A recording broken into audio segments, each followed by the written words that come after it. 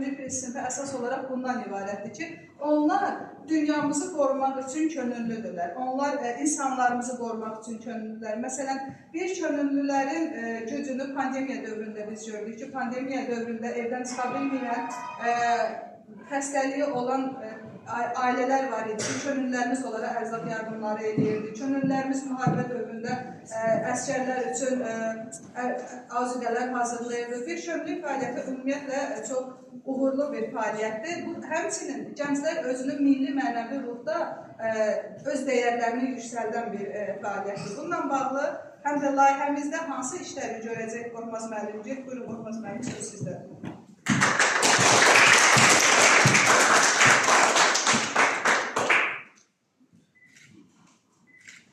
İlk özel bir salamlayıram, mən də özümü təqdim edeyim. Mən Rəhim Qorxmaz, Mingəçevir Dövlət Universitetinin 2-ci kurs tələbəsiyəm. Bununla yanaşı bir könüllü tələbə təşkilatının Mingəçevir Dövlət Universitetində koordinatoruyam. Könüllü deyəndə adından da qeyd edib, ictimai müəllimdə qeyd edib. Könüllü deyəndə, yəni ilk olaraq bir işi görəndə bizim hər hansı bir gəlirimiz və yaxud da ki, mənfəət güdmürük. Sadəcə bu işi biz könüllü şəkildə həyata keçiririk ki, buna da mən misal çəkə bilərəm ki, bizim universitetlə, yəni biz rəsmiləşdirilmiş bir təşkilat deyilik. Düz universitetin daxilində, yəni biz birbaşa təşkilat var universitetin daxilində, sadəcə birbaşa rəhbərliyin rəsmi təşkilatı deyil. Bakıdan birbaşa əlaqələndiririk.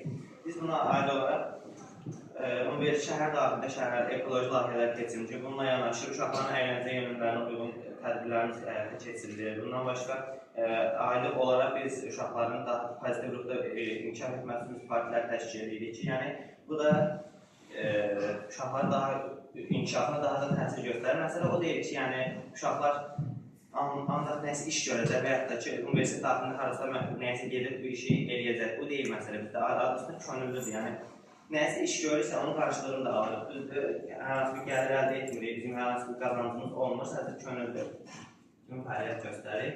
Və bununla yanaşı qeyd olunduğu kimi ekokönüllü layihəsi də var ki, biz ekokönüllülər nə edirik? Burada misallar Kür çayının Küryan sahilinin təmizlənməsində iştirak etmişik. Şəhərin təmizlənmə prosesində, universitetdə ağacləşmə prosesində biz yaxından iştirak etmişdik ki, bizim fəaliyyətlərimiz bununla da getmiyor. Sayısal çox fəaliyyətimiz var, sadəcə vaxt müddəti olmadığına görə mən hamısını açıqlamıram. Bizim burada məktəbdə olacaq fəaliyyətimiz biraz danışmaq istəyirəm. Biz 20 nəfərlik bir komanda ilə, ekokönüllü komandası ilə yaşıl zona parkının salınmasına yaxından iştirak edəcəyik. 3 ya 4 mərhələdən ibarət olacaq parkda hazırlanmış işləndi. 20 nəfər könüllü ilə iştirak edib. Bununla yanaşı şagirdlər arasında ekoloji layihələrin marağının artması, ekologiya qorunması bağlı onlara tədbirlərin həyata keçirilməsini təşkil edəcək. Yəni ekologiya hamı bildiyi bir qlobal mövzudur ki, yəni dünyamız günü-gündən artıq böyük ciddi problemlərlə yanaşır. Artıq bundan bir müddət əvvəl COP29 buna görə təşkil olunmuşdur ki, sağlam dünya namı addım atmaq lazımdır. Yəni biz nə qədər yaşıllıq çoxalsa, ətrafı o qədər təmiz saxlasaq, o da bizim dünyamız, yəni dünyanı bir ana kimi görmək lazım. Yəni biz evimiz kimi götürmək lazım ki, yəni mən bunu dibin qablar var və yaxud da ki, bunun üçün nəysə xüsusi bir yer ayırıb ora atmalıyım. Mən bunu götürüb harası nəysə atsam, yəni bu 300 ilə ancaq çürüyüb torpağa qarışa bilir. Yəni bu da böyük bir zərərdir. Belə, yəni şagirdlər inanıram ki, bizim bu layihəmizdə, yəni bizimlə yaxından iştirak edəcək. Təşəkkür edirəm sizə.